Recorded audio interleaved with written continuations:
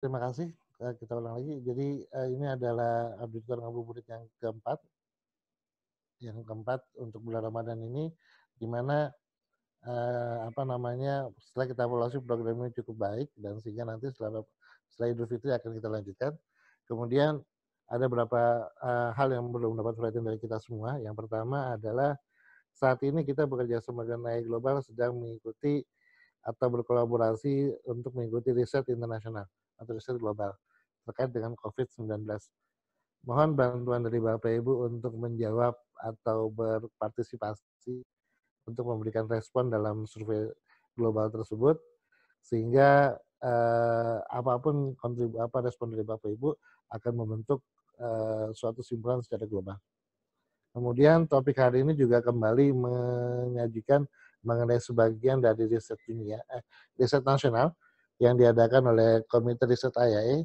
Jadi di IAE ini ada komite riset yang dia tugasnya kontribusinya adalah telah menyajikan riset nasional yang pertama berbentuk potret atau landscape dari profesi audit internal di Indonesia, dan kali ini adalah kembali menyoroti aktivitas dari audit internal di Indonesia.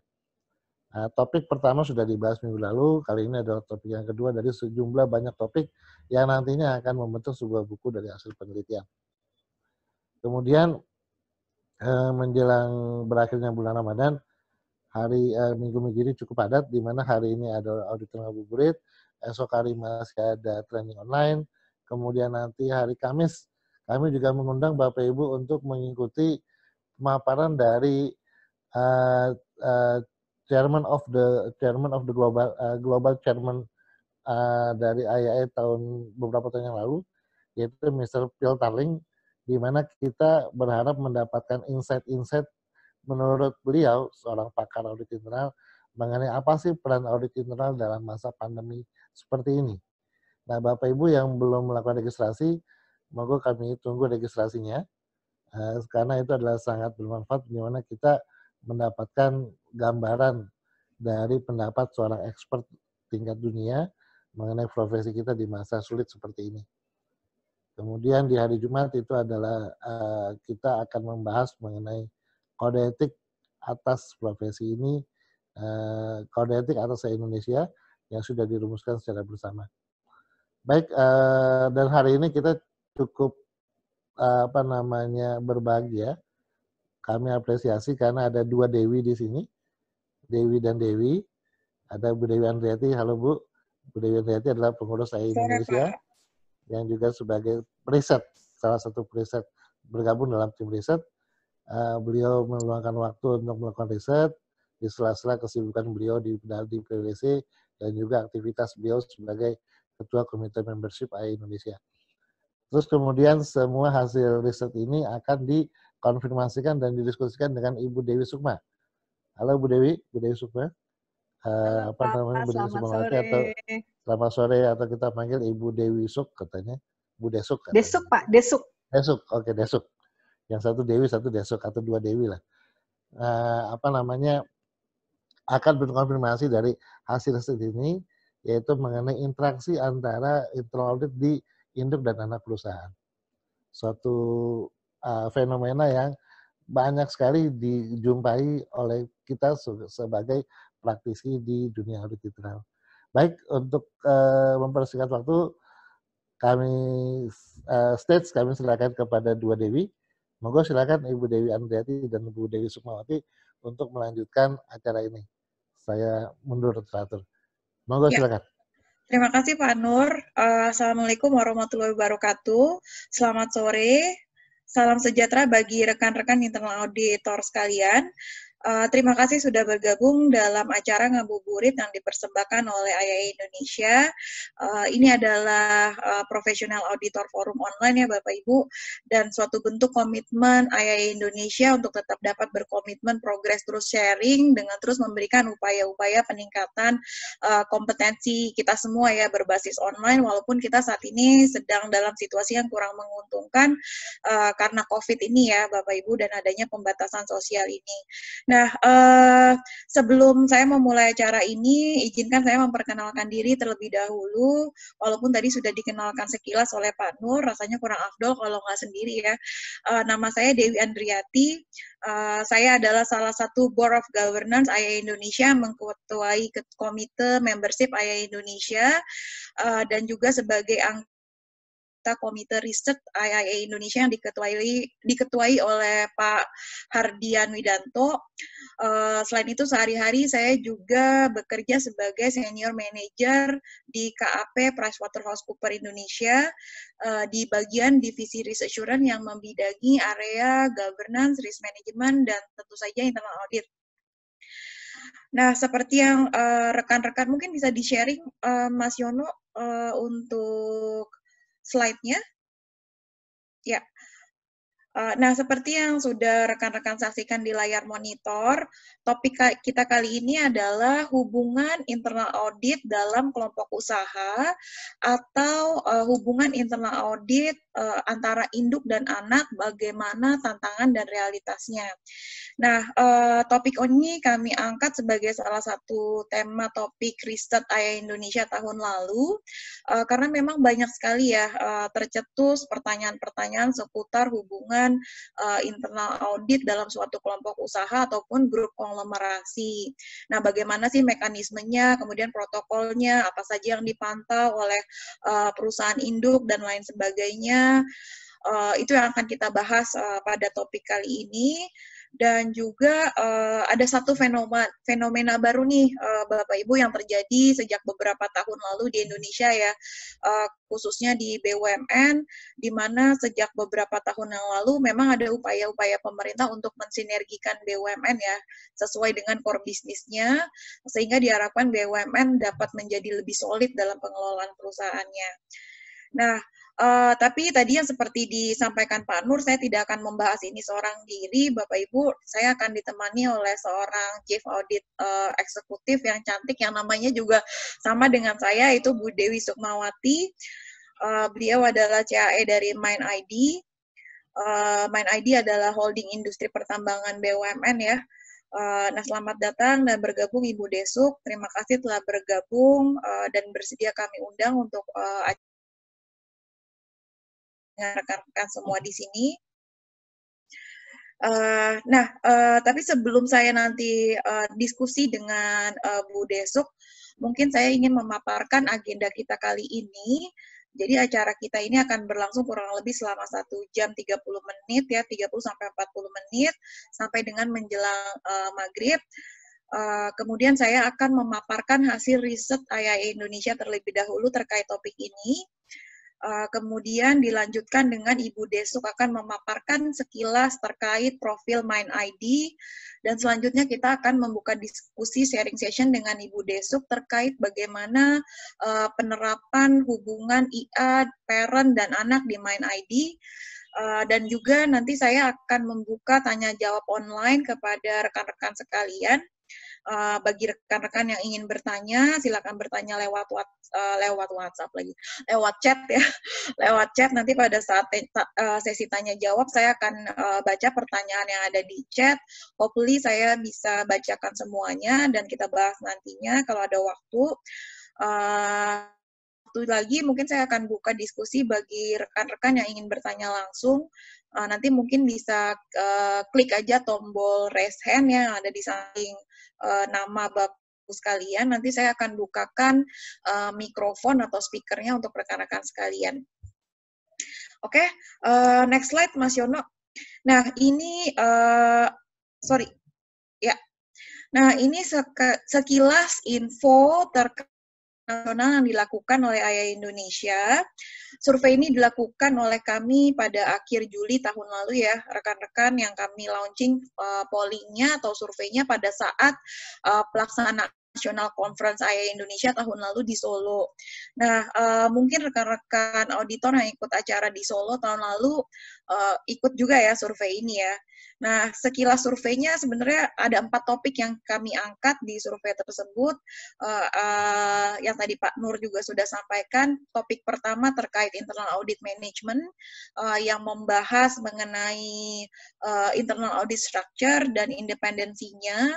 Kemudian topik kedua membahas terkait hubungan internal audit parents dan juga subsidiary-nya. Nanti juga ada akan topik lain terkait bagaimana internal audit menjadi trusted advisor di perusahaan. Topik ketiga terkait people dan talent auditor ya, ini juga menarik yang membahas mengenai proses hiring, retaining, sampai karir internal audit. Dan juga nanti ada topik terakhir terkait audit proses yang membahas terkait proses risk-based audit dan digitalisasi di internal audit. Jadi 4 topik ini yang kami pilih berdasarkan request nih dari Bapak Ibu sekalian.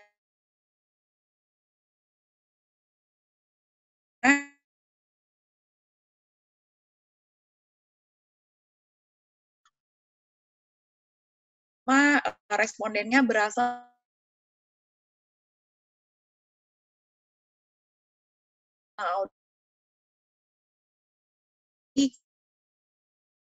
juga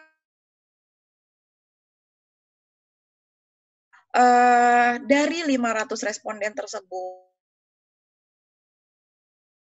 ya, saya rasa ini juga termasuk cukup banyak ya yang berada di dalam atau bekerja di dalam perusahaan yang mempunyai grup usaha atau konglomerasi gitu ya. Oke. Nah, mungkin lanjut dulu Mas Yono, next slide.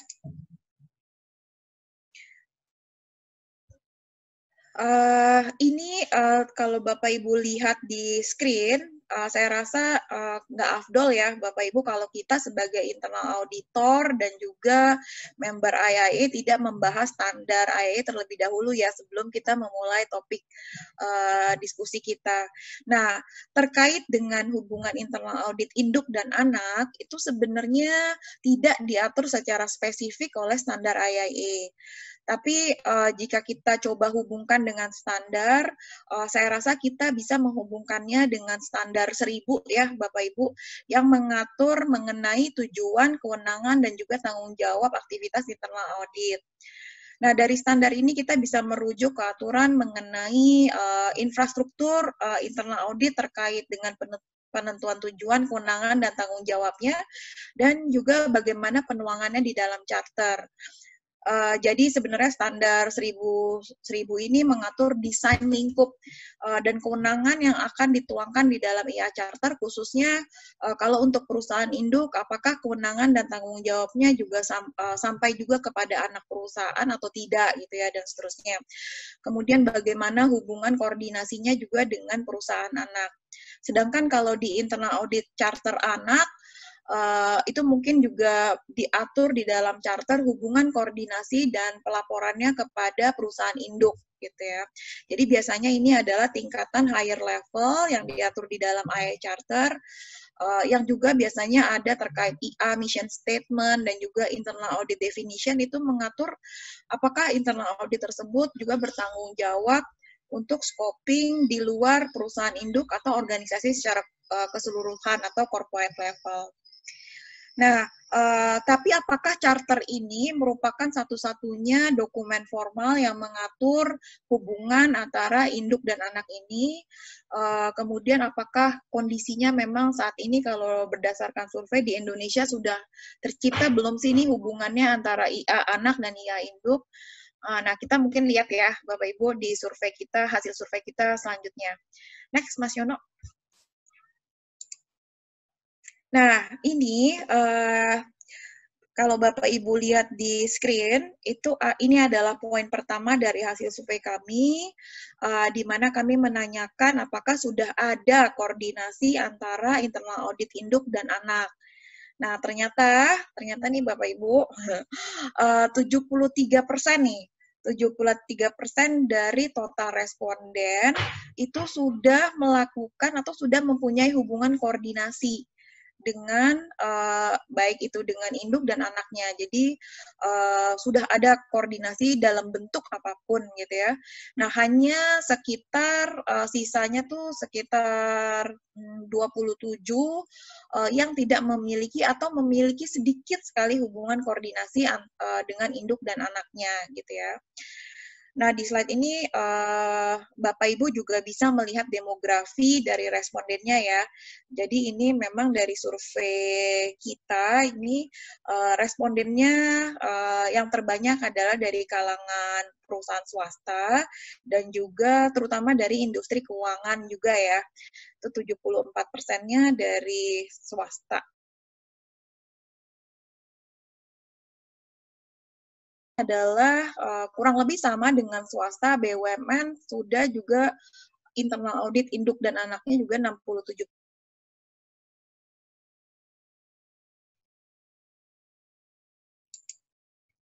Mas Yono. Nah, poin selanjutnya ini adalah kami menanyakan dokumen apa sih yang mengatur hubungan antara internal audit perusahaan induk dan juga dengan perusahaan anak. Kalau kita lihat di dalam survei ini sekitar 40% atau memang kebanyakan hubungannya diatur di dalam piagam internal audit masing-masing ya Bapak Ibu ya. Baik itu di perusahaan induk maupun di perusahaan anaknya. Nah, biasanya ini harusnya mirroring. Jadi kalau misalnya perusahaan induk sudah mengatur di IA charternya, di perusahaan anaknya juga akan mengikuti hubungannya, gitu ya. Jadi hubungannya ini biasanya yang diatur di dalam charter dan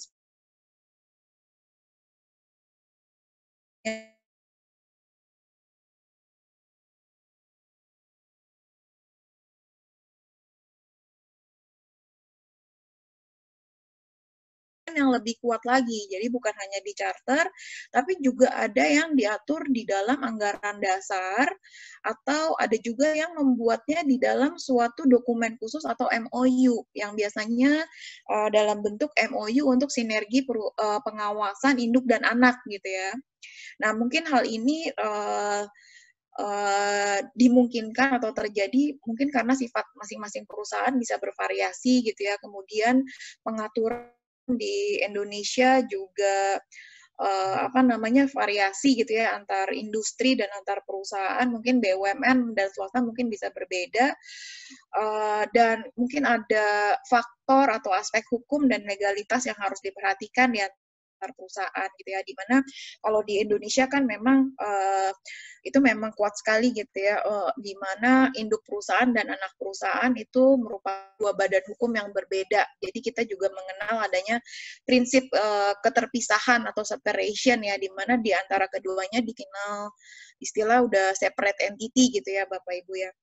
Nah, mungkin juga yang nanti kita akan diskusikan bersama, terutama nih mungkin legal aspeknya terkait apakah induk dan anak perusahaan ini adalah perusahaan TBK atau enggak. Nah, itu mungkin ada hal-hal yang lain yang harus diperhatikan, sehingga perlu diatur di dalam dokumen yang lebih kuat daripada charter gitu ya. Jadi, mungkin harus ada aturan-aturan hukumnya untuk mengatur pemisahan dan tanggung jawab yang lebih jelas. Atau misalnya mengatur bagaimana mekanisme keterbukaan informasinya gitu ya. Karena biasanya kalau setahu saya kalau perusahaan TBK biasanya internal auditnya mungkin sudah punya masing-masing sendiri dan sudah punya masing-masing punya kewenangan atau otonomi sendiri, walaupun mungkin ada komunikasi antara parent dan juga anaknya gitu dalam satu grup ya. Next slide-nya Mas Yono. Nah, sebelum saya masuk ke topik atau poin survei selanjutnya, saya ingin kembali membahas nih Bapak Ibu terkait standar IIA yang kami pikir ini sangat relevan juga dengan pengaturan hubungan internal audit parent dan subsidiary gitu ya. Tadi kalau di awal saya sudah sempat singgung standar 1000 ya yang mengatur tugas dan tujuan dan tanggung jawab IA. Nah, ini standar yang lebih dalam nih Bapak Ibu terkait perencanaan dan juga dalam hal ini lingkup risk untuk annual audit plan, dan juga mungkin kalau misalnya internal auditnya melakukan itu adalah overall opinion dengan skop auditnya. Nah, ini mungkin yang perlu diperhatikan oleh internal audit perusahaan induk dalam menyusun audit universe dan planning-nya. Apakah akan masuk juga audit atas anak perusahaan dan organisasi secara keseluruhan gitu ya. Juga kalau misalnya ada overall opinion yang digunakan oleh internal audit dan diterbitkan oleh perusahaan induk, apakah overall opinion itu scoping-nya juga masuk ke perusahaan anak gitu. Itu yang mungkin kalau kita perhatikan dari sisi standarnya ya. Nah, terkait dengan regulasi di Indonesia, memang hubungan internal audit induk dan anak ini tidak diatur spesifik kecuali memang di industri keuangan. Jadi kalau kita lihat di POJK terkait konglomerasi keuangan, itu POJK sudah mengatur hal ini dalam POJK 18/2014 ya, bahkan ya sudah cukup lama aturannya. Itu terkait dengan penerapan tata kelola terintegrasi untuk konglomerasi keuangan. Di mana di dalam POJK ini disebutkan bahwa SKY atau Satuan Kerja Internal Audit Terintegrasi itu mempunyai tugas paling sedikit memantau pelaksanaan audit internal gitu ya. Namun dalam pemantauannya OJK memang tidak menjelaskan secara spesifik dan diserahkan kepada masing-masing konglomerasi keuangan tersebut gitu ya. Tapi minimal ini sudah ada aturan dari OJK bahwa SKY Induk itu memantau pelaksanaan audit di SKY Anak. Kemudian ada satu lagi POJK terkait, tapi ini memang terkait di perbankan, di mana ini POJK-nya cukup baru ya, POJK 1 2019, terkait penerapan fungsi audit internal di bank umum. Nah, di sini juga diatur mengenai aktivitas internal audit dalam kelompok usaha, gitu ya. Di situ diatur kewajiban internal audit di dalam memonitor, terutama untuk parent ya, internal audit di parent memonitor internal audit anaknya. Jadi di situ diatur bahwa SKY melaporkan ringkasan audit internal kepada pejabat yang membawahi fungsi audit internal di perusahaan induk. Jadi ini anak harus melaporkan ringkasan ya, bagi perusahaan anak harus melaporkan ringkasan auditnya kepada induknya, kepada SKY induk. Kemudian yang poin B itu adalah internal audit perusahaan induknya itu harus melakukan komunikasi kepada Dewan Komisaris di perusahaan anak agar fungsi internal audit di perusahaan induk dapat menyusun ruang lingkup audit dan menjalankan kegiatan audit internal dengan cakupan yang memadai gitu ya. Jadi sebenarnya ini adalah message, saya rasa ini message dari OJK bahwa untuk yang SKY di perusahaan induk juga harus mengconsider dan memasukkan lingkup anak perusahaan di dalam annual audit plan-nya. Kemudian poin C itu terkait bagi bank yang merupakan perusahaan induk, Dirut dan Dewan Komisarisnya bertanggung jawab untuk memastikan pelaksanaan audit internal di perusahaan anaknya juga gitu ya. Jadi ini kalau dari OJK memang secara dan konsisten dengan POJK 18/2014 antara induk dan anak. Kemudian next-nya mungkin Mas Yono. Nah, ini kita mengkorek lagi nih lebih dalam. Tadi kan kalau yang pertama pertanyaannya adalah ada koordinasi atau enggak.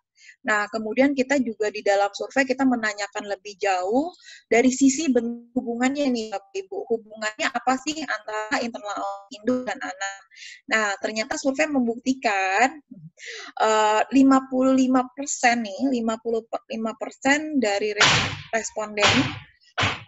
responden ini terutama untuk responden internal audit dari perusahaan induk ya, itu sudah melakukan pemantauan penuh kepada anak. Artinya apa sih pemantauan penuh?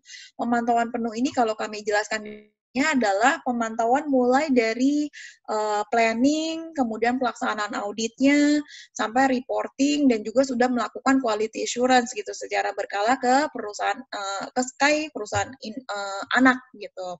Jadi udah penuh ternyata nih kalau dari hasil responden ini 55% sudah melakukan full monitoring gitu kepada SKY perusahaan anak. Nah, selebihnya tuh bervariasi Bapak Ibu, mulai dari induknya hanya memberikan ini yang warna hijau ya, warna biru. Warna biru, jadi habis yang warna orange ada warna biru tuh yang 21%, itu internal audit induk hanya memberikan arahan dan juga memberikan audit metodologi atau prinsip-prinsip auditnya yang benar untuk memberikan guidance aja nih, guidance kepada Sky di perusahaan anak gitu ya. Kemudian ada juga yang hanya menetapkan perencanaan audit dan menerima laporan dari hasil audit dari anak perusahaan aja gitu ya. Ini juga demografinya Bapak Ibu bisa lihat dari jenis organisasinya dan juga kelompok usahanya gitu ya. Nah, ini mungkin juga di keuangan dari survei ini agak bervariasi hasilnya, karena mungkin keuangan itu bukan hanya perbankan ya di sini, tapi juga mungkin ada asuransi, kemudian multi finance, dan juga fintech juga ada di sini. Jadi mungkin variasinya disebabkan lebih karena itu gitu ya. Next slide-nya Mas Yono. Next slide ini kami mencoba menanyakan, jadi kalau tadi jenis-jenis hubungannya gitu ya, hubungannya dalam monitoring induk ke anak apa aja. Selanjutnya pertanyaan yang kita ajukan di dalam survei adalah apakah internal auditnya juga melakukan audit nih ke perusahaan anak gitu ya. Ternyata hasil responnya juga 47% itu menjawab bahwa internal audit induk mengaudit perusahaan anak gitu ya. 47 15%-nya 38% malah bilangnya nggak ngerti gitu. Saya juga nggak tahu nih kenapa ada banyak yang cukup banyak yang tidak tahu juga gitu ya, apakah internal audit perusahaan induknya diem-diem tanpa sepengetahuan Sky. Mungkin itu hal yang perlu kita elaborate lagi ya, mungkin kalau dalam survei selanjutnya, kenapa masih banyak persentase yang tidak tahu gitu ya. Next slide Mas Yono. Nah, ini terkait dengan poin yang sebelumnya, di mana kita melihat kalau misalnya internal induk melakukan audit ke perusahaan anak, fokusnya apa aja sih nih Bapak Ibu gitu ya. Nah, fokusnya ternyata itu 90% dari internal audit perusahaan induk menjawab bahwa mereka melakukan operational audit juga gitu. Melakukan operational audit kepada anak perusahaan gitu ya. Jadi fokusnya lebih ke operational gitu. Hanya 5% yang menjawab apakah dia mengaudit hanya sebatas area yang terkait dengan investasi induk ke anak gitu ya, itu hanya 1%. Kemudian audit dengan tujuan tertentu, kayak misalnya ada kasus-kasus yang terjadi atau misalnya ada permintaan audit baru dilakukan audit. Jadi ini sangat sedikit sekali gitu ya dari responden yang menjawab bahwa ini sepertinya internal audit induk memang melakukan audit operasional gitu ya, baik rutin maupun nggak rutin gitu. Jadi bukan sekedar atau sebatas investasi induk di perusahaan anak. Next, Mas Yono. Selanjutnya, poin yang kami tanyakan di dalam survei tersebut juga bagaimana tingkat efektivitasnya.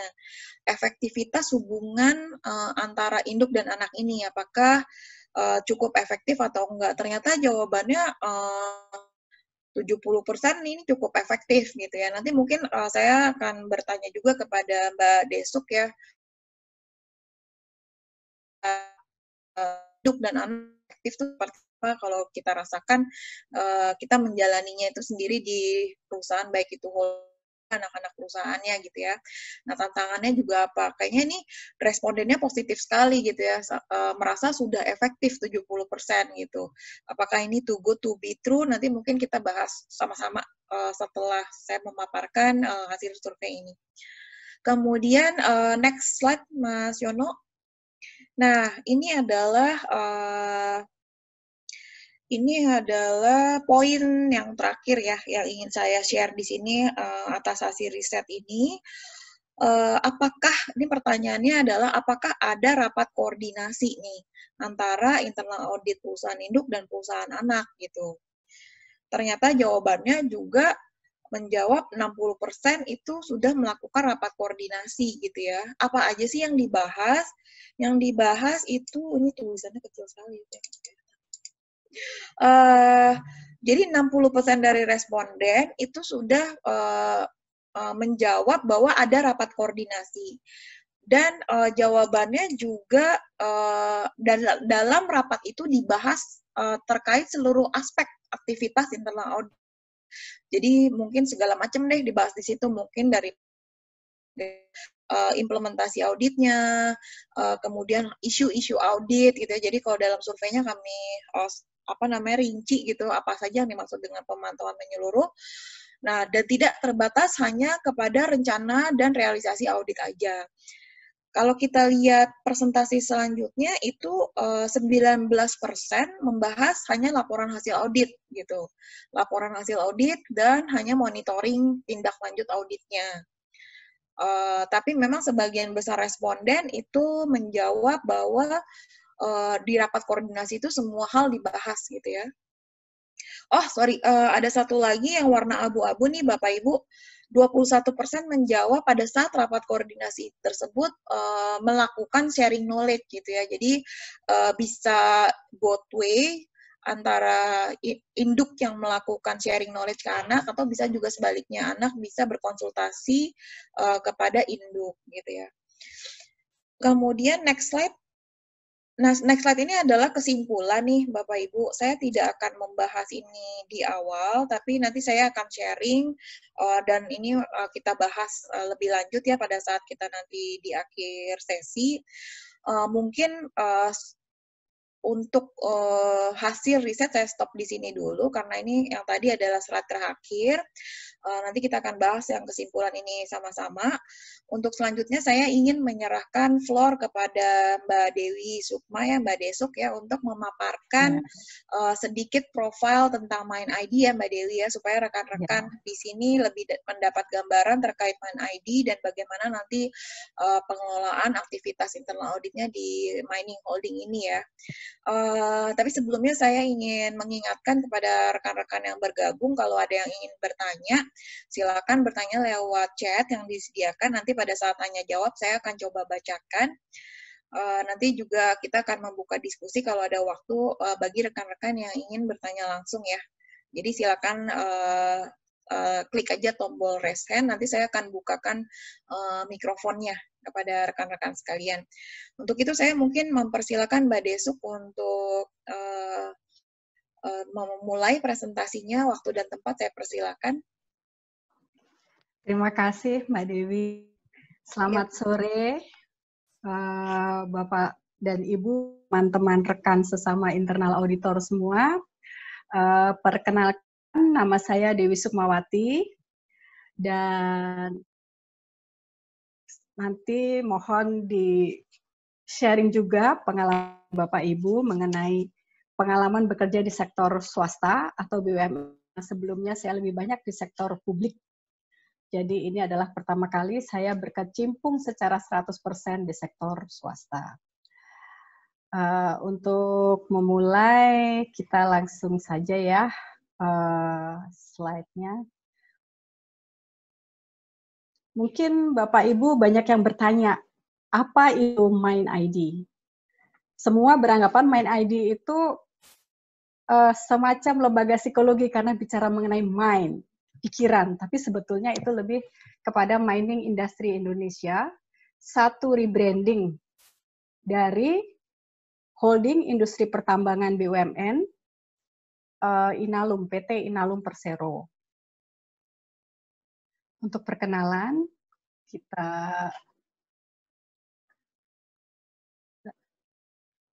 soundnya kedengaran nggak Bapak Ibu? Belum kedengaran Mbak. Belum ya? Iya. Oke, seperti tadi ya. Ya, betul, mana Bu. ya? Di view option, Bu. Oke. Ya. Ya. Oke. Seluruh pelosok negeri mencari dan menemukan telusuri. Sumber daya alam anugerah ilahi.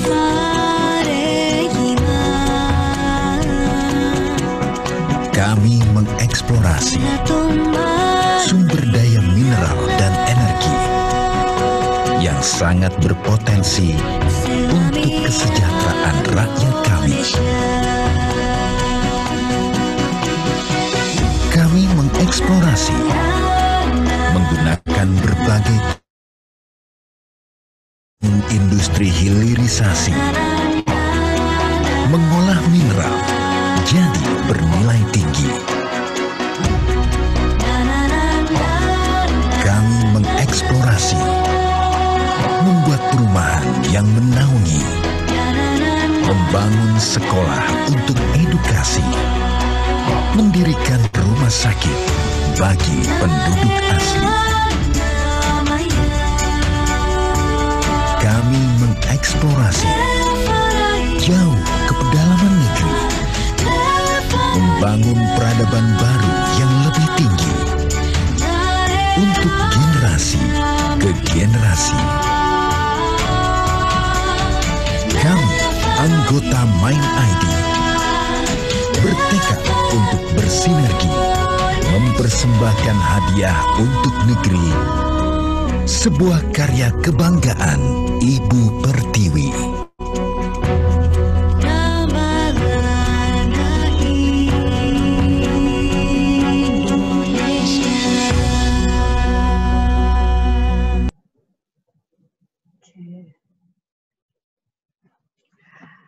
Itu tadi sekedar pengenalan singkat apa itu Mind ID. Jadi selanjutnya saya akan mencoba menjelaskan lebih lanjut holding industri pertambangan yang baru, sebetulnya sangat-sangat baru. Kemudian struktur organisasinya setelah dia menjadi holding yang kompleks dan membuat kami sebagai internal audit perlu melakukan sinergi sebaik mungkin, dan policy di Mind ID yang bisa membuat kami bekerja secara terkoordinasi dan terintegrasi. Background-nya, jadi Inalum mendapat mandat untuk menjadi holding dengan PP 47 tahun 2017 yang segera dilanjutkan dengan keputusan-keputusan dari Kementerian BUMN yang mengalihkan saham milik pemerintah kepada Inalum, sehingga Inalum menjadi pemilik saham mayoritas dari BUMN pertambangan mineral dan batu bara.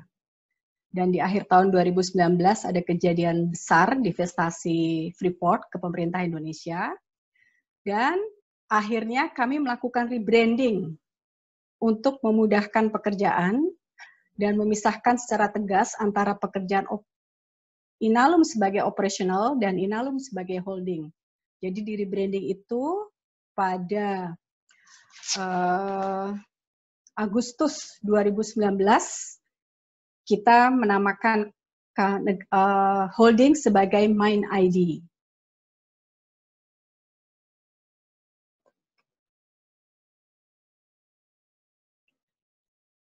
Mandat kami sebetulnya hanya 3.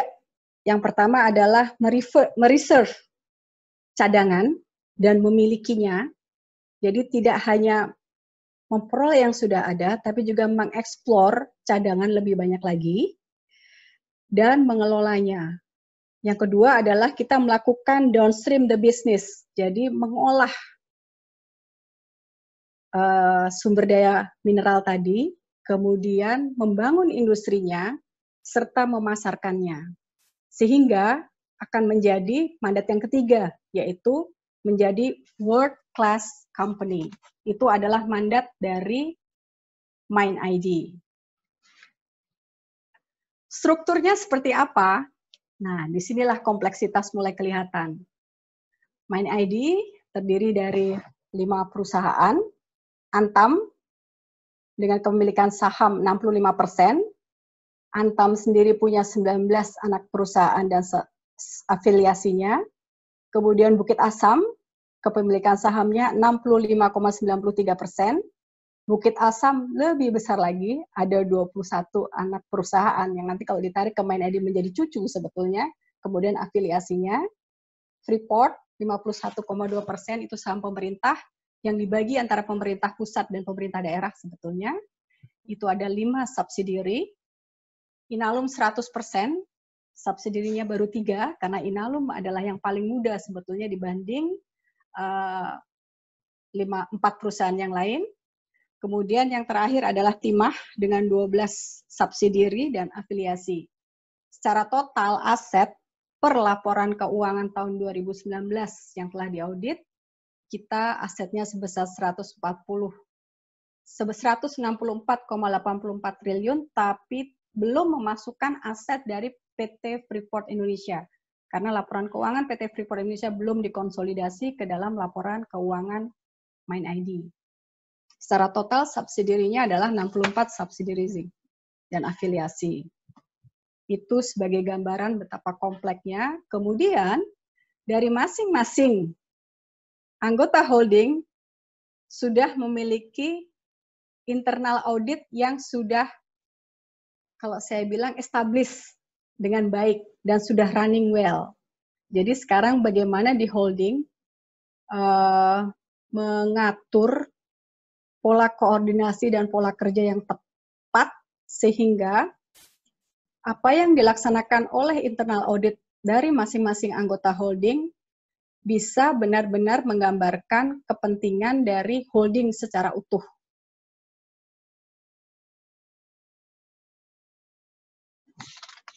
Ini gambaran betapa Inalum baru paling muda, karena dia sebetulnya baru jadi BUMN tahun 2013, dan di tahun 2017 sudah ditunjuk menjadi holdingnya. Kemudian Antam sudah ada bahkan dari 68, dan dia sudah listing sahamnya, sudah perusahaan umum, TBK. Bukit Asam juga sudah lebih tua lagi, juga sudah terbuka milik umum. Timah juga sama. Dia PT tahun 76 dan sudah listing tahun 95. Jadi Inalum belum perusahaan yang publik, belum TBK, dia masih Persero. Induknya malah Persero, sementara anggotanya sudah TBK. Nah, di sini adalah policy-nya, bagaimana di holding bisa dengan smooth membangun pola kerjasama, khususnya terkait dengan internal audit. Kalau kita runut tadi di depan, Inalum mendapat mandat sebagai holding dari industri pertambangan, mineral, dan batubara tahun 2017. Kemudian ada surat kuasa khusus tahun 2018 dari Kementerian BUMN, yang di dalamnya sebetulnya sangat-sangat membantu pola kerjasama internal audit. Pertama adalah diberi kewenangan untuk meminta dan mengakses data dan dokumen perusahaan anggota, termasuk anggota holding. Yang kedua adalah dia juga punya hak untuk menetapkan pedoman strategis pada anak perusahaan. Pedoman strategis ini nanti akan dijadikan acuan oleh holding dan anggota holding untuk melaksanakan pekerjaannya, termasuk pola hubungan kerjasama, komunikasi, sinergi, dan koordinasi diatur di situ semua. Salah satu pedoman strategis yang dibuat terkait dengan manajemen risiko dan pengawasan internal. Pedoman strategis ini nanti dipisahkan, manajemen risiko sendiri dan pengawasan internal sendiri. Ini juga diperkuat dengan anggaran dasar tahun 2019, yang di dalamnya mengatur, menekankan lagi tadi kuasa khusus dari Kementerian BUMN, bahwa kita menetapkan pedoman strategis, yang kemudian di anggaran dasar anggota holdingnya juga dinyatakan bahwa holding memiliki hak untuk melakukan pelimpahan kewenangan tersebut untuk membuat pedoman strategis. Jadi ada resiprokal antara anggaran dasar Inalum dengan anggaran dasar anggota holding.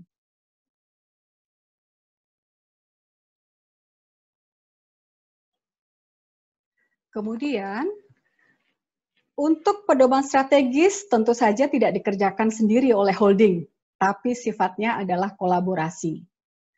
Jadi dibuat beberapa komite sesuai dengan apa pedoman strategis yang akan dibuat. Di sini, kalau kita kaitkan dengan pekerjaan sebagai internal audit, ada komite risk management dan audit yang diketuai oleh Direktur Keuangan Antam. Isinya adalah kepala SPI seluruh anggota holding dan dibantu oleh beberapa manajer atau senior auditor yang dianggap bisa bekerja untuk menghasilkan pedoman strategis tadi.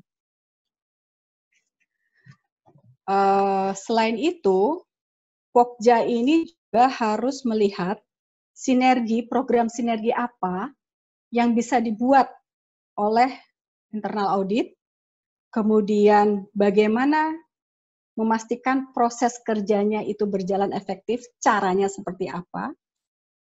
Kemudian juga dia harus, yang paling penting adalah men-share culture sebetulnya, karena kan culture-nya adalah culture yang berbeda-beda dengan background dari perusahaan yang sudah established lebih dulu, itu harus bisa di-merge-kan sehingga masing-masing anggota holding bisa bekerja.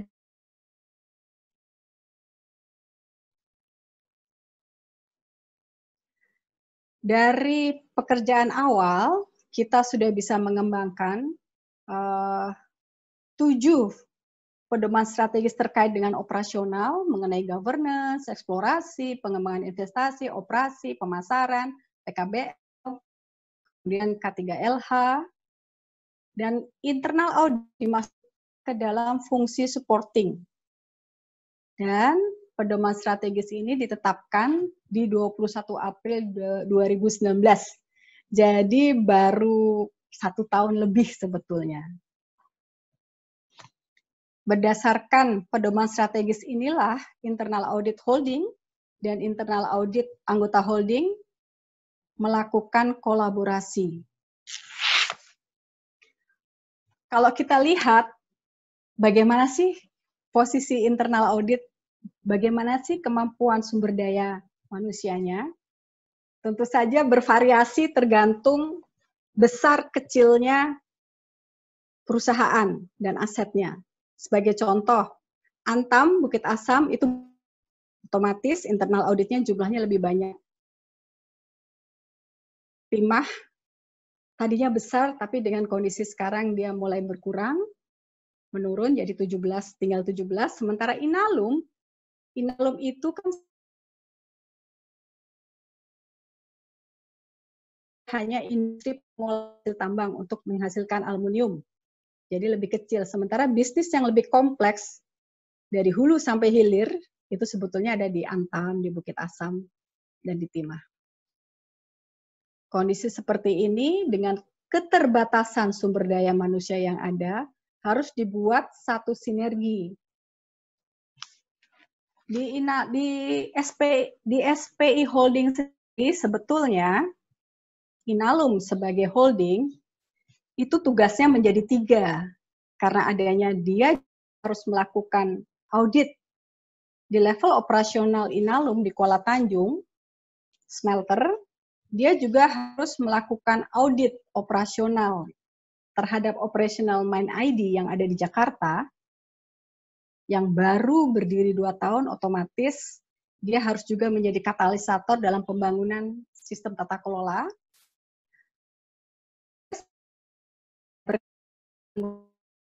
yaitu melakukan sinergi audit.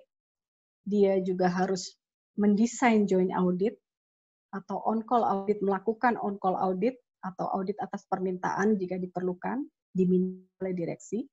Kemudian harus melakukan monitoring pelaksanaan DRC, nanti dilakukan secara terkoordinasi. Dan yang salah satu yang perlu menjadi penekanan adalah peningkatan kapabilitas internal audit, karena kapabilitas di masing-masing anggota holding itu bervariasi. Sehingga dengan adanya peningkatan bersama, sharing knowledge, melakukan training bersama, diharapkan secara kapabilitas sumber daya manusia nanti sama, terstandarisasi, agar kualitas audit yang dihasilkan apabila dievaluasi di level holding dapat diyakini bahwa itu memang secara kualitas sesuai dengan standar internal audit. Itu saja sih background-nya. Terima kasih. Saya kembalikan lagi kepada Mbak Dewi. Monggo Mbak Dewi.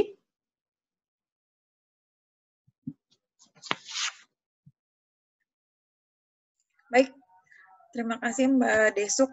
Penjelasannya cukup lengkap ya dan komprehensif. Mungkin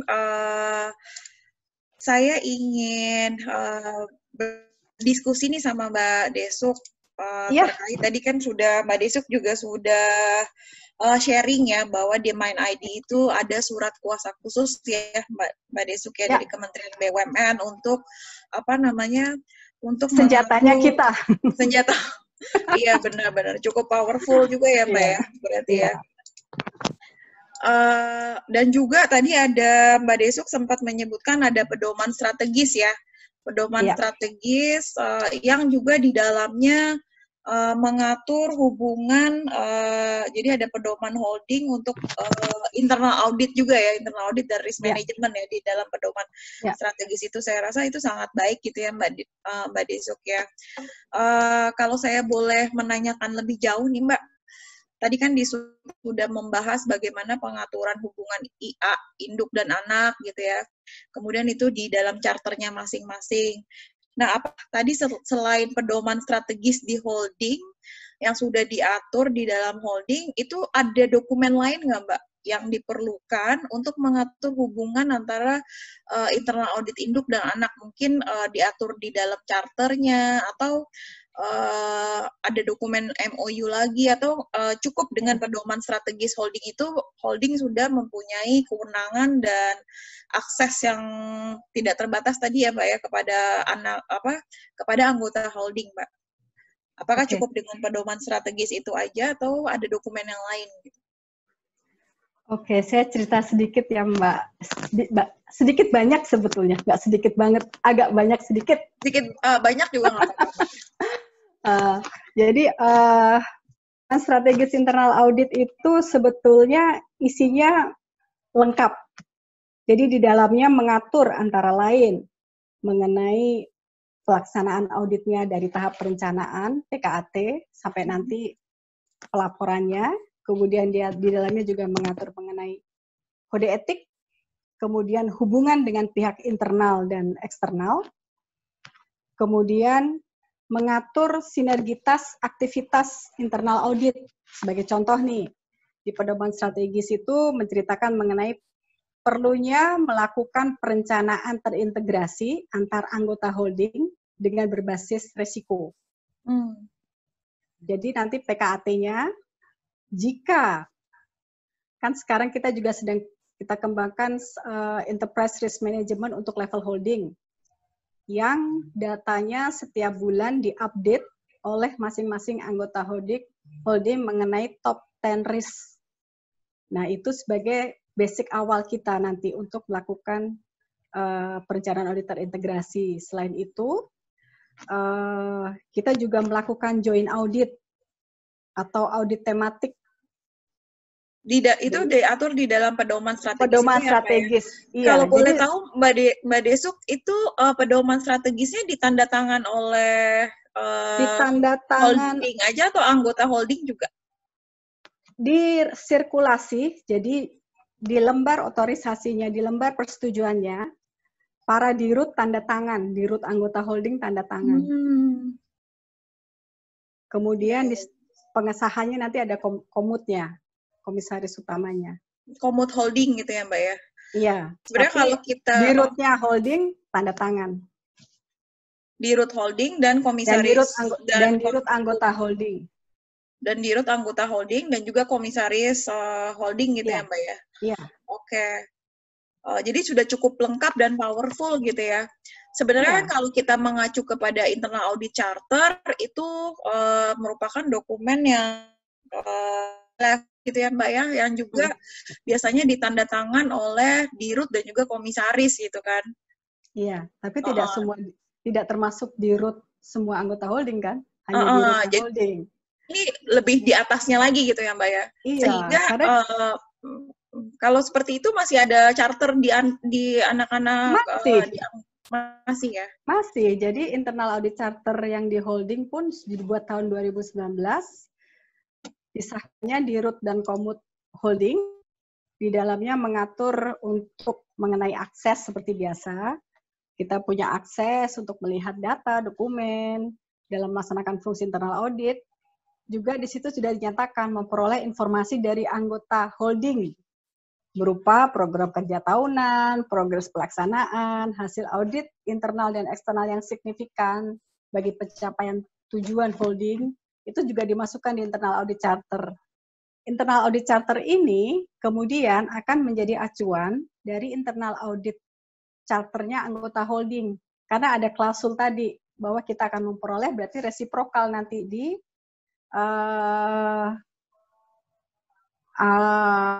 internal audit charter anggota holding. Karena tadi ada spesifik pasal. Iya. Oke, baik, Mbak.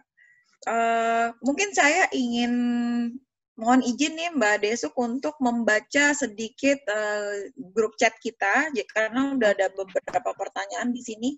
Banyak ya? Lumayan Mbak, lumayan. Coba saya bacakan satu-satu ya Mbak ya. Ini ada yang pertanyaan kepada Mbak Desuk nih. Pertanyaannya, bagaimana mekanisme teknis membagi fungsi dan fokus internal audit dalam melakukan audit sebagai holding dan audit operasional di Inalum gitu Mbak. Jadi bagaimana fokusnya membagi antara holding dan operation. Ini pertanyaan dari Mas Anggiyat ya. Kalau di holding itu lebih banyak fokus di fungsi strategis sebetulnya, fungsi strategiknya. Fungsi strategiknya apa? Holding ya? Iya. Karena untuk posisi awal, apalagi tadi kan pedoman strategisnya baru ditetapkan 2019, internal audit charternya baru ditetapkan 2019, berarti adalah bagaimana membuat apa yang sudah ada di situ bisa diimplementasikan, caranya gimana gitu. Nah, itu yang dilakukan. Contohnya adalah sinergi, apa tadi aku bilang, sinergi audit ya. Sinergi audit caranya seperti apa? Itu ada satu kegiatan yang umum, sifatnya umum. Sifatnya umum, dilakukan oleh komite audit sebetulnya secara dilakukan setriwulan. Mereka melakukan pertemuan namanya Forum Komunikasi Komite Audit, Forum Komite Audit. Di situ SPI hadir dan memaparkan rencana audit tahunannya, PKAT-nya dipaparkan. Organisasinya seperti apa, kondisi sumber dayanya seperti apa. Dari situ kan bisa digali bahwa ada beberapa audit yang sifatnya bisa dilakukan joint audit, di situ ada kesepakatan juga.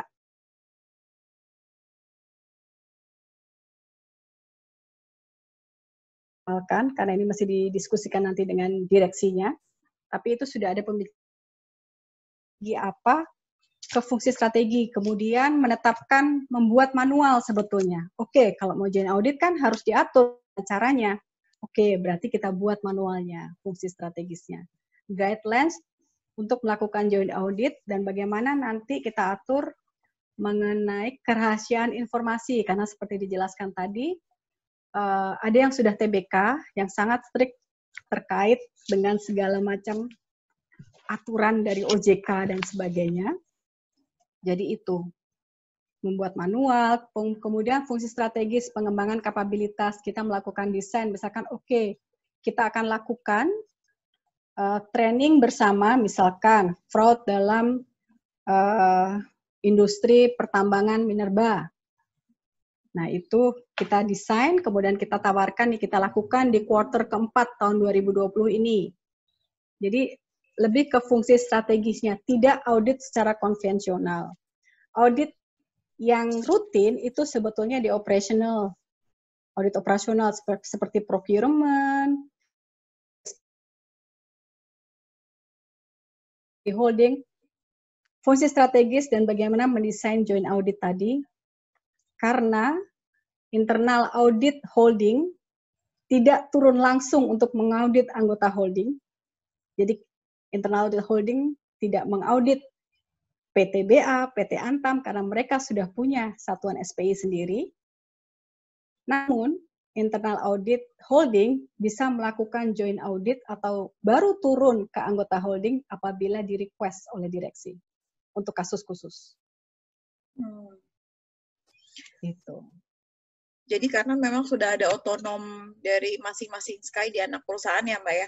Kalau coba saya tadi summary-kan dari penjelasan Mbak Desuk, sebenarnya terkait dengan pertanyaan Pak Anggiat, itu jadi kalau untuk internal audit di holding, itu sifatnya lebih memberikan arahan gitu ya Mbak ya, memberikan arahan, pengaturan, dan hal-hal yang lebih strategik gitu ya. Dan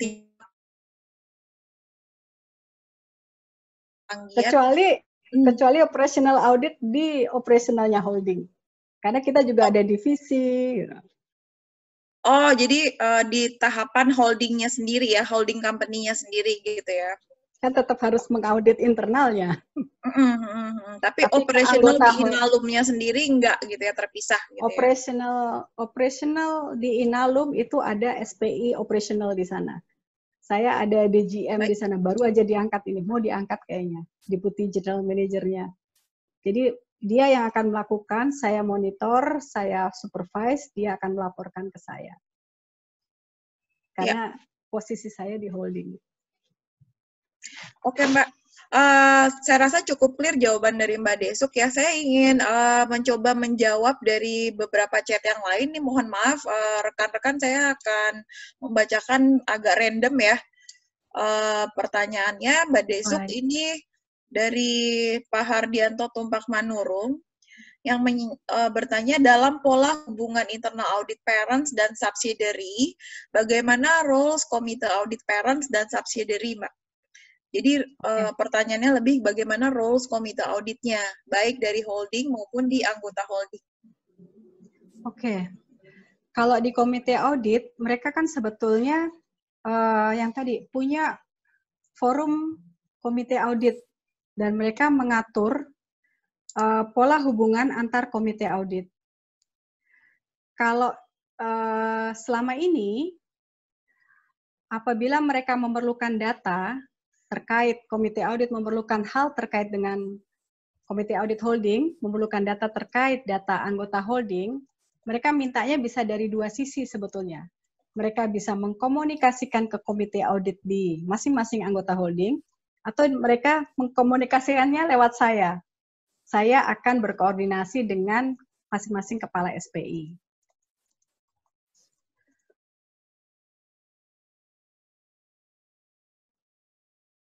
Dari mereka juga punya pedoman sebetulnya, pedoman komunikasi komite audit. Mereka buat sendiri. Di dalamnya mengatur bahwa mereka harus melakukan minimal rapat koordinasi 1 bulan sekali komite audit, duduk bareng, membahas isu-isu penting dari masing-masing anggota holding. Salah satu isu penting yang paling sering dibahas sebetulnya tindak lanjut hasil audit. Dari tindak lanjut hasil audit, kemudian mereka akan evaluasi apakah ada permasalahan signifikan atau risiko lain yang masih akan muncul yang berpotensi kepada pencapaian tujuan holding sebetulnya. Karena masing-masing kan punya. Karena permasalahan signifikan di anggota holding, terutama yang terkait dengan proyek strategis yang sudah masuk ke RJPP holding, itu paling apabila sudah diaudit, mereka selalu menanyakan hasil auditnya seperti apa. Baik itu hasil audit internal maupun hasil audit eksternal. Komite auditnya ya, Mbak ya? Komite auditnya. Itu. Kemudian mereka juga melakukan komunikasi antar komite audit di anggota holding melalui forum yang selalu berputar 3 bulan sekali di anggota holding. Karena COVID-19 mungkin agak mundur nih. Kemarin di quarter pertama itu ketemunya di Inalum, nanti kedua ketemunya katakan di PTBA, ketiga ketemunya di Timah. Jadi bergantian mereka. Seperti itu. Itu yang pola hubungan yang dilakukan oleh komite audit. Cukup jelas, Mbak. Ini pertanyaan selanjutnya adalah, apakah pola hubungan internal audit parent dan subsidiary akan berbeda jika parent adalah dan subsidiary adalah perusahaan TBK? Kemudian apabila subsidiary perusahaan TBK, parent tidak TBK? Nah, mungkin bisa menjawab nggak? Mungkin tadi yang saya sempat sampaikan, mungkin kalau TBK ada beberapa peraturan yang mungkin secara spesifik. Kalau saya yang harus hati-hati mungkin masalah dengan NDA sih, non-disclosure agreement-nya saja. Sebatas mana data itu, kan kalau audit kan jelas tuh, hanya untuk kepentingan audit dan hanya untuk orang yang ditujukan ke direktur utama di root-nya kan. Tidak boleh keluar dari situ. Jadi kerahasiaan itu yang itu yang harus diperhatikan. Kuncinya kan sebetulnya di situ NDA-nya. Baik. Menjawab pertanyaan dari teman-teman semua, kita sebenarnya ada polling. Teman-teman, mungkin Mas Yanto atau Mas Pitoyo bisa share pollingnya ini supaya nggak satu arah, cuma kita berdua doang nih yang ngobrol nih. Silakan Mas Pitoyo untuk share pollingnya, nanti mungkin Mbak Desuk juga bisa coba kita diskusikan ya Mbak ya. Ya, isi dan diskusikan. Silakan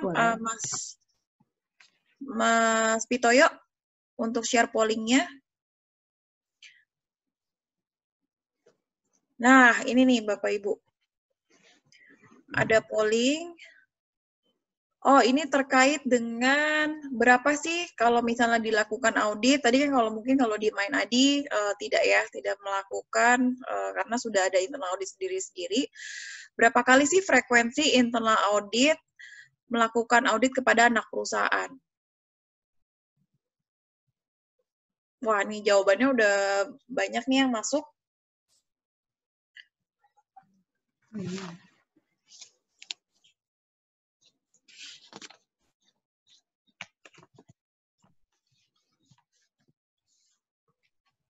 Kebanyakan menjawab itu 29% 1 kali setahun, Mbak. Jadi ada internal audit induk melakukan audit kepada anak perusahaan minimal 1 tahun sekali, itu ya 34% sekarang. Kalau di holding tadi kalau nggak salah penjelasan Mbak Desuk tidak melakukan karena sudah ada secara rutin karena sudah ada masing-masing anggota holding, tapi ada joint audit gitu ya Mbak? Iya, sebetulnya kuncinya 2 di tahap perencanaan.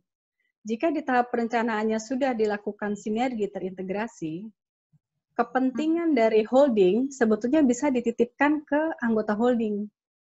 Misalkan, ayo kita evaluasi proyek strategis mana yang berisiko tinggi dan terdapat banyak permasalahan yang perlu didalami oleh internal auditnya. Jadi kita tidak perlu turun langsung, tapi kita bisa memberi masukan kepada internal audit anggota holding untuk dalami dong ini, karena menurut analisis kami ini berisiko tinggi, banyak permasalahan dan perlu dilakukan audit sehingga ada rekomendasi perbaikan. Jadi tergantung dari rencana sinergisnya tadi ya Mbak ya? Iya, kuncinya adalah di sinergi. Menarik. Jadi itu sebetulnya efisiensi juga kan? Betul, betul. Namanya risk based, jadi harus dipilih dengan tepat. Iya Mbak, setuju. Ya. Dan juga pengembangan kapabilitasnya juga ya Mbak ya, dari masing-masing anak tadi gitu ya. Mbak, boleh nggak saya izin untuk balik lagi ke grup chat? Di sini soalnya pertanyaannya juga sudah banyak yang masuk. Ini dari Mbak Nur Hayati. Ada 2 pertanyaan. Apa alasan PT Freeport Indonesia belum dikonsolidasikan padahal kepemilikan 51%. Wah, ini saya malah kurang tahu nih ya. Bagaimana dengan kewajiban pemenuhan pelaporan keuangan di Main ID-nya? Oke. Itu yang pertama. Mungkin salah satu-satu dulu, Mbak. Oke. Untuk PT Freeport Indonesia, dia belum akan dikonsolidasikan sampai dengan laporan keuangan 2021 kalau nggak salah. Jadi dia baru benar-benar akan masuk konsolidasi setelah Rio Tinto selesai dari PT Freeport. Itu perjanjian dari awalnya. Jadi dikonsolidasikan. Namun tidak dikonsolidasikannya PT Freeport Indonesia ke dalam laporan keuangan itu didisclose. Jadi ada pengungkapan di situ bahwa ini tidak termasuk PT Freeport dan dijelaskan baru akan dikonsolidasi di tahun sekian. Oh, seperti itu. Saya rasa clear ya jawaban Mbak Desuk ya. Kemudian pertanyaan kedua, apakah tidak ada konflik of interest dalam audit committee dengan menunjuk direktur keuangan Antam, anak perusahaan Main ID? Oke. Bagaimana menyiasatinya? Apakah terdapat SKY yang terpisah dari Inalum sebagai, ini tadi kayaknya sudah dijawab ya, dari Inalum sebagai operational company. Mungkin yang tadi Mbak, apakah tidak ada konflik of interest dalam audit committee menunjuk Q Antam? Oke. Kalau dari sisi kami yang bekerja di situ, sejauh ini tidak ada konflik of interest. Kenapa? Karena yang dibuat oleh audit committee itu adalah sebetulnya audit guidelines, kemudian bagaimana pengembangan kapabilitas yang sifatnya sangat netral, tidak menyentuh subjek audit sama sekali. Karena lebih kepada kayak tadi tuh, bagaimana kita melakukan joint audit di antara semua anggota holding. Direktur Keuangan Antam ditempatkan di situ karena beliau berpengalaman sebagai internal audit, pernah menjadi internal audit di Bank Mandiri, jadi paham mengenai internal audit. Dan internal audit kan tidak ada yang di posisi direksi, sementara kepala dari komite tersebut minimal harus direksi. Oke. Oke, jadi itu jawabannya. Iya, Mbak. Kami tidak membahas subjek audit, tapi membahas mengenai policy audit. Bagaimana pengembangan kapabilitas, bagaimana guidelines untuk mengaudit. Jadi di situ. Baik. Coba kita masuk ke dalam pertanyaan selanjutnya ya, Mbak ya. Ini ada yang menarik nih menurut saya pertanyaannya. Sebentar, tadi hilang. Dalam hal anak perusahaan adalah TBK, apakah induk perusahaan apabila akan melakukan audit terhadap anak perusahaan perlu memberitahukan kepada OJK, Mbak? Jadi kalau anak perusahaannya TBK itu disampaikan nggak laporannya ke OJK? Anak perusahaan? Perusahaannya TBK? Dalam hal anak perusahaannya TBK. Anak perusahaannya TBK? Anak perusahaannya yang TBK. Laporan keuangan bukannya harus dilaporkan ke OJK kalau dia TBK? Ini laporan maksudnya keuangan, mungkin audit operasional kali ya? Laporan keuangan yang wajib dilaporkan bukan? Saya ulangi ya Mbak ya pertanyaannya ya. Dalam hal anak perusahaan adalah TBK, apakah induk perusahaan, jadi induk melakukan audit terhadap anak perusahaan itu memberitahu OJK nggak sebelumnya? Mengaudit operasional? Tidak. Enggak ya? Tapi kalau audit laporan keuangan memang itu ya, wajib dilaporkan ya, ke dan OJK. itu bukan induk yang melakukan. Bukan, tapi yang dia tapi kalau audit terbuka. Audit operasional enggak ya Mbak ya? Enggak. Oke. Selanjutnya nih Mbak, ada satu lagi yang menarik. Apakah laporan SKY anak perusahaan dilaporkan hingga ke BOD dan komisaris perusahaan induk? Pertanyaan yang mana? Ini dari Pak Hari Haidi. Pertanyaannya adalah, apakah laporan Sky anak perusahaan dilaporkan Mbak ke BOD dan komisaris induk? Oh, hanya sifatnya yang signifikan Hanya dan yang menjadi signifikan. concern. Ya, sebagai contoh anak perusahaan, salah satu perusahaan yang merugi terus. Nah, itu dilaporkan karena dia menjadi concern dari signifikan dan concern dari direksi induk. Jadi tidak semua laporan sebetulnya. Jadi kalau misalnya ada hal-hal material yang perlu mendapat perhatian dari direksi gitu ya Mbak ya, direksi dan komisaris itu yang perlu disampaikan gitu ya. Iya. Dan mungkin berupa ringkasan atau poin-poinnya gitu, tapi tidak semuanya ke perusahaan induk. Oke. Tapi tetap kami tetap harus tahu detailnya karena begitu kami ditanya, kita harus tahu. Oh gitu. Jadi detailnya laporan detailnya juga disampaikan ke holding gitu ya Mbak ya? Jika diminta. Tidak semua laporan pasti dikirimkan, tapi diminta saja. Diminta ya, jadi bukan secara automatically langsung ditembuskan gitu ya? Iya, kalau yang ringkasan, ya. Tapi kalau laporan detail tidak, sesuai on request saja. Oke, baik Mbak. Mungkin sebelum ke pertanyaan, kita ke polling lagi yuk. Biar nggak bosan, dan biar Mbak Desoknya bisa istirahat ya Mbak ya sebentar ya. Mas Pitoyo boleh.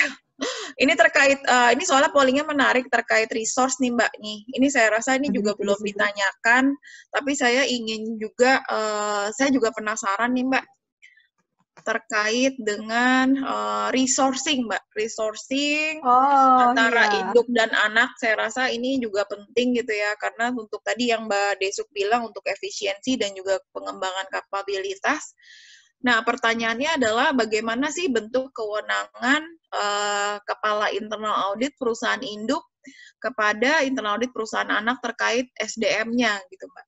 Oke. Sebetulnya di holding kita ada satu program yang namanya talent movement kalau nggak salah. Jadi talent movement ya. Iya. Talent mobility ya, Mbak ya. Oh, talent mobility. Iya. Talent mobility. Jadi di situ adalah sumber daya manusia tidak terbatas di internal audit, dia akan bisa di-ruling. Jadi misalkan di holding, saya memerlukan bantuan atau ingin sharing knowledge kepada internal audit di anggota holding. Saya akan berkoordinasi dengan human capital bahwa saya ingin ada talent mobility untuk internal audit yang akan di-ruling anggota holding, antar anggota holding, atau anggota holding dengan anggota holding. Kemudian dari human capital mereka ada pokja sendiri, mematangkan itu sehingga kita dapat sumber daya manusia yang fresh, yang bisa kita kembangkan kapasitasnya sebetulnya. Jadi tidak perlu hire, tapi kita bisa memutar sebetulnya. Itu salah satu. Itu kok termasuk kewenangan dari holding ya, Mbak ya? Iya, holding. Nih kalau kita lihat itu dari sudah jalan, itu sebetulnya sudah jalan, Mbak. Terutama untuk internal audit belum, saya baru mau minta. Sudah minta tapi belum dapat. Yang sudah jalan tuh untuk manajemen resiko. Dari holding sudah ada yang datang, kemudian di bagian procurement juga sudah ada. Kemudian dari bagian strategic development juga sudah ada. Jadi itu diputar di ruling. Status tetap pegawai mereka masing-masing dan mereka akan mendapat program itu 6 bulan sampai 1 tahun.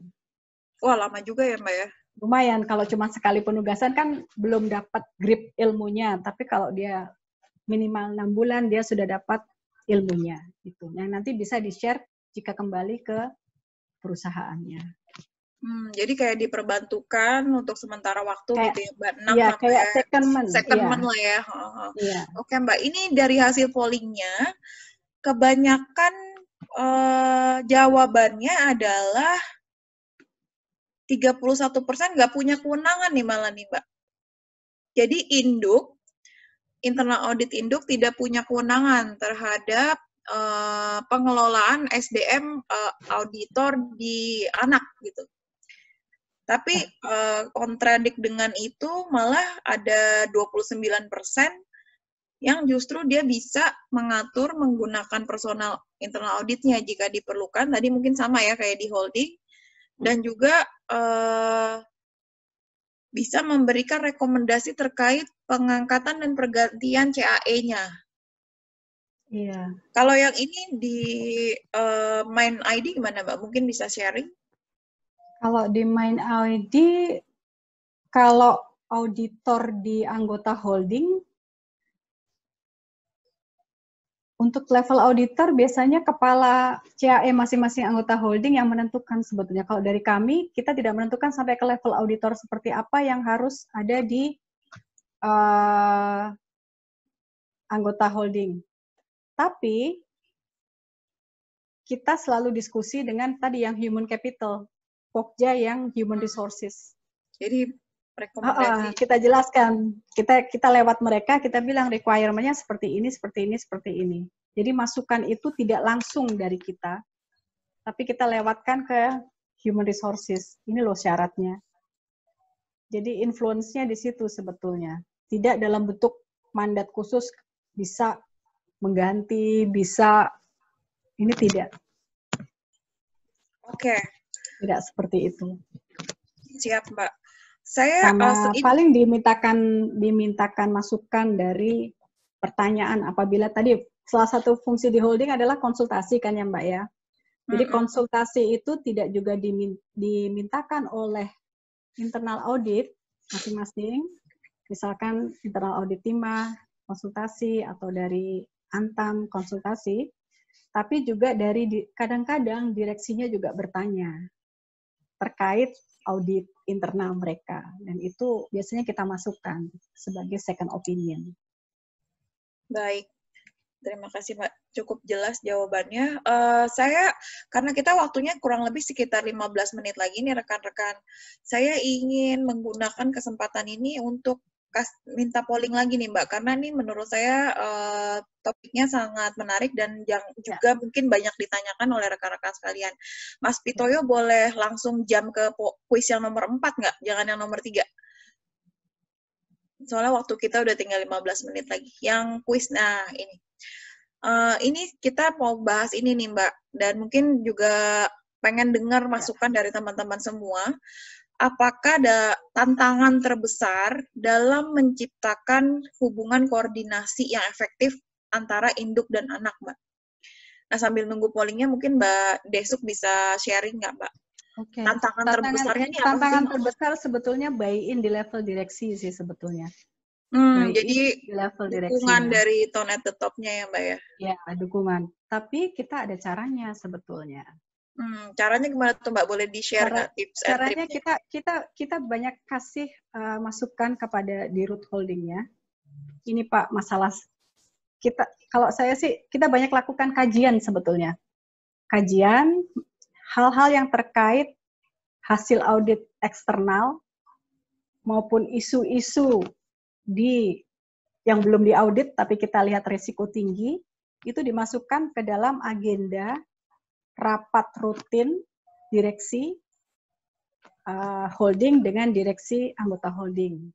Kami punya rapat meeting one-on-one yang dilakukan bulanan, jadi satu persatu, jadi holding dengan Antam, holding dengan Timah. Giliran ya Mbak ya? Giliran, karena kan tadi mereka tidak, masalahnya kan spesifik satu-satu. Nah, jadi itu dimunculkan di situ. Misalkan kita tekankan lagi, ada permasalahan berulang terkait manajemen letter yang yang tindak lanjutnya belum memuaskan. Itu kita kasih kita fit saja direksi. Kemudian hal-hal penting lain yang perlu ditekankan dari sisi internal audit dalam rapat tersebut. Jadi salah satu caranya untuk mengatasi tantangan itu kita harus ngedeketin gitu ya, ngedeketin BOD, BOC, aktif, komisaris ya. Juga kita kalau selama ini kan ada rasa komite audit juga kita kasih masukan seperti ini, nanti bisa disampaikan melalui forum komunikasi audit tadi. Ini loh ada isu di misalkan di Antam, bisa nggak ini nanti dimasukkan, didiskusikan di sana seperti itu. Jadi memberi masukan sebetulnya. Bagus sekali tuh Mbak. Buy-in-nya yang susah. Inisiatifnya bagus sekali. Dari polling ini Mbak, yang paling banyak challenge dari teman-teman semua untuk menciptakan koordinasi yang efektif itu karena belum adanya standar nih Mbak. Nah ya tadi itu bikin pedoman strategis. Jadi kalau di holding, di mining udah ya, di mine ID udah ya. Jadi ini sebenarnya bisa kita, teman-teman mungkin yang belum adanya standar, kebijakan, dan prosedur yang mengatur, mungkin bisa mencontoh apa yang sudah dilakukan oleh Mine ID gitu ya, membentuk pedoman strategis holdingnya atau strategis induknya untuk ke seluruh Sky di anak perusahaan gitu ya Mbak ya. Iya. Kalau tidak seragamnya ini juga ada tantangannya Mbak. Tantangan yang kedua yang terbesar adalah tidak seragamnya nih Mbak, tidak seragamnya kualitas dan kuantitas SDM-nya antara induk dan mungkin di anak-anak perusahaan juga berbeda-beda dari sisi kuantitas dan kualitas kompetensinya gitu Mbak. Itu kalau itu cara mengatasinya gimana kalau dari holding? Kalau tadi kan kami dari fungsi strategi kan sebetulnya kita melakukan training bersama. Training bersama. Kemudian kita tadi yang ada program talent mobility. Talent mobility. Jadi kan ada sharing, mereka punya experience dan punya hasil audit yang bagus, yang sama standar. Kemudian yang baru saja saya lakukan, baru memetakan sih sebetulnya, memetakan kondisi sumber daya manusia, kondisi internal audit di masing-masing anggota holding. Dari situ nanti perlu diskusi lagi dengan kepala SPI masing-masing, bagaimana menstandarkan kualitas, karena meskipun pemahaman saya, meskipun sertifikasi banyak sekali, belum tentu diimplementasinya paham benar gitu. Jadi itu perlu ditambah dengan experience. Tapi kalau kayak budget, misalnya kalau untuk budget training atau budget sharing gitu ya Mbak ya, itu dari holding atau di masing-masing anak perusahaan ya? Kalau yang penyeragamannya ini Mbak? Penyeragaman sharing cost. Sharing cost. Oh, jadi dari holding juga mengeluarkan dan anak perusahaan. Kadang-kadang soalnya saya melihat ada beberapa grup company juga yang kadang-kadang antara posisi anak-anaknya nggak sama rata gitu. Jadi ada budgetnya, ada yang nggak ada gitu ya. Mungkin di situ yang holding bisa berperan untuk sharing cost atau bisa ini ya. Oke, terima kasih Mbak sharingnya. Kita masih ada waktu sekitar 10 menit. Mungkin saya kalau boleh, sebelum saya nanti menutup dan memberikan kesimpulan Mbak, boleh minta izin untuk menjawab ada pertanyaan-pertanyaan lagi di sini atau gimana Mbak? Berapa menit lagi? Kita masih punya waktu 10 menit. Oke. Ya, oke. Coba saya mohon izin nih teman-teman juga, saya akan randomly memilih ya. Ya.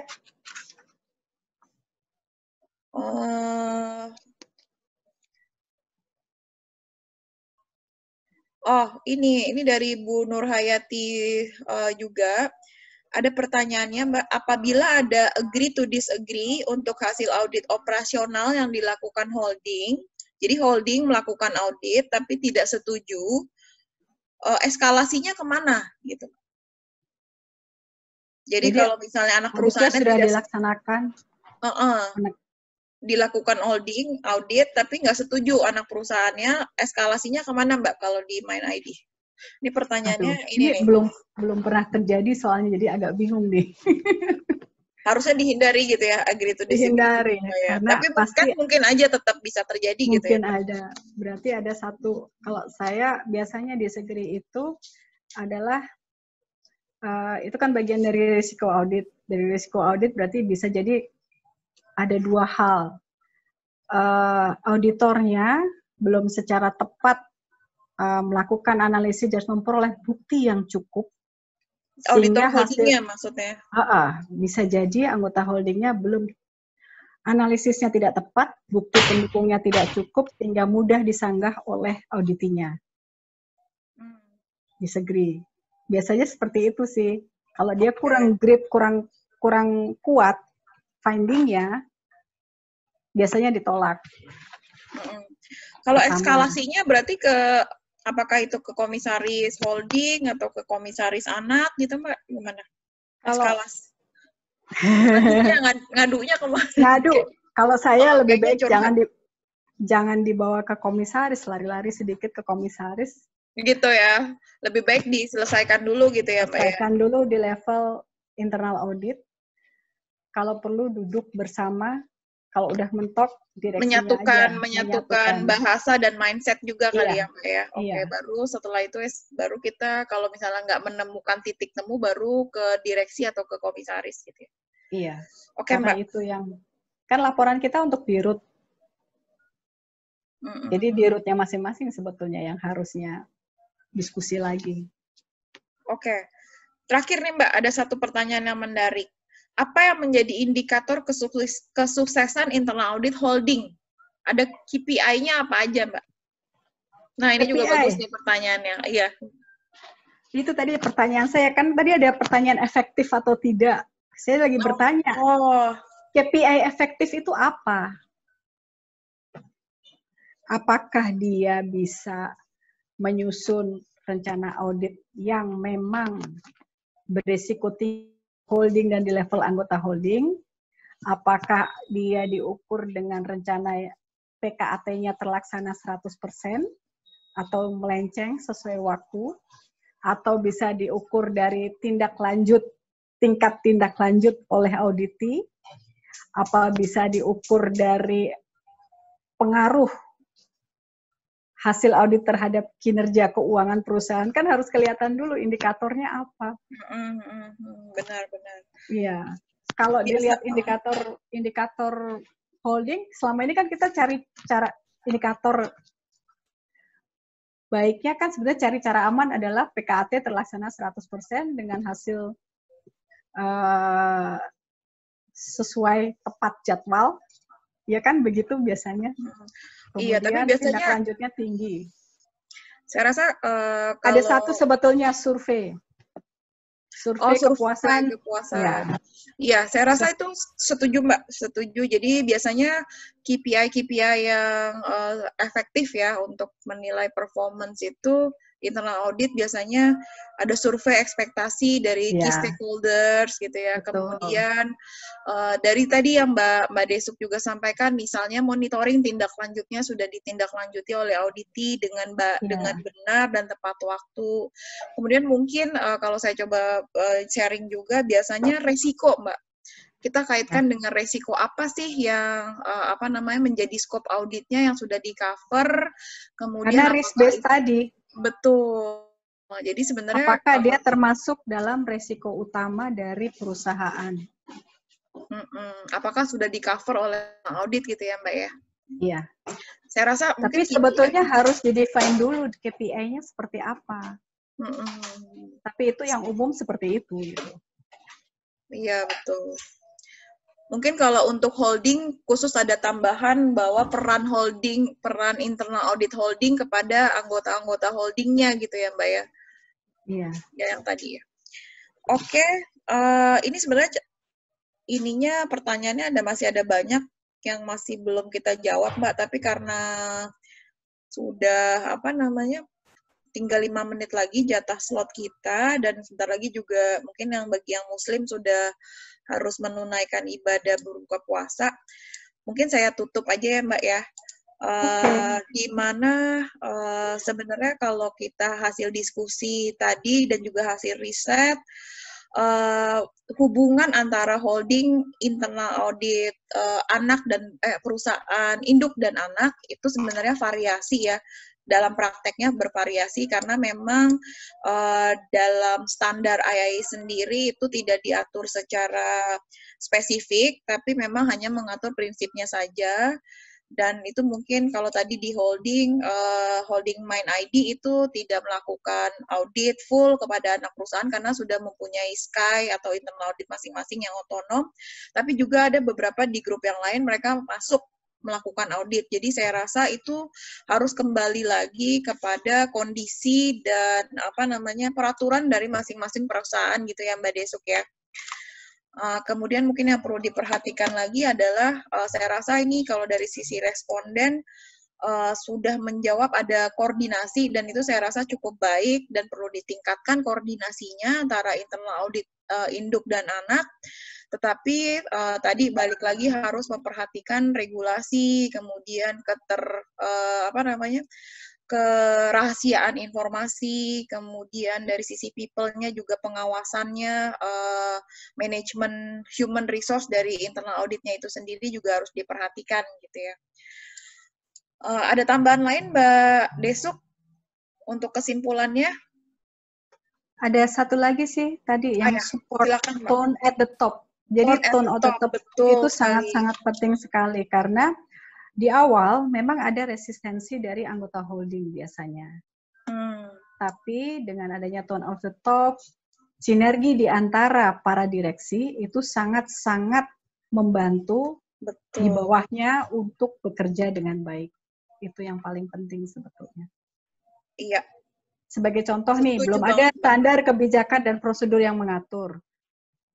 Itu kan tidak inisiatif muncul dari internal auditnya. Kita kasih inisiatif, tapi tetap goal-nya adalah di atas. Oke, kita jalan atau tidak. Setuju. Tadi juga polling kita yang terakhir ya Mbak ya, challenge-nya tadi kan tone at the top, kemudian penyamarataan prosedur. Tadi Mbak Desuk juga sudah menyampaikan ada pedoman strategis holding gitu ya. Itu juga bisa saya rasa salah satu way out untuk menyeragamkan standar di seluruh grup. Kemudian terkait resource itu bisa ada sharing knowledge dan juga sharing cost untuk training gitu ya Mbak ya. Oke, terima kasih Mbak Desuk atas sharingnya dan saya juga terima kasih kepada rekan-rekan auditor yang sudah bergabung di sini. Semoga sharing session kita ini bermanfaat, sedikit banyak menambah ilmu kita semua. Akhir kata saya ucapkan terima kasih. Sekian dan wassalamualaikum warahmatullahi wabarakatuh. Waalaikumsalam warahmatullahi wabarakatuh. Mungkin saya kembalikan ke Pak Nur, silakan Pak. Siap Bu Dewi dan Bu Dewi. Terima kasih atas pemaparan hasil riset, pengkajian dan Q&A-nya dan luar biasa, banyak sekali masukan, banyak sekali informasi baru terkait hubungan antara induk dengan anak dan semoga auditor ngabuburit hari ini banyak membawa insight-insight baru, banyak membawa masukan-masukan baru yang bisa memperkaya hasanah kita semua. Baik, karena ini sudah menjelang berbuka, dan sebelum berbuka kembali lagi, sebelum kami tutup acara ini, kembali lagi kami ingatkan, mohon bantuan rekan-rekan semua untuk mengikuti polling, survei global. Oh iya, benar, saya lupa tadi ngikutin remind Pak yang polling mengenai pandemik mengenai COVID-19 dari AI Global, sehingga respon kita cukup nanti bisa bisa bunyi secara global deh.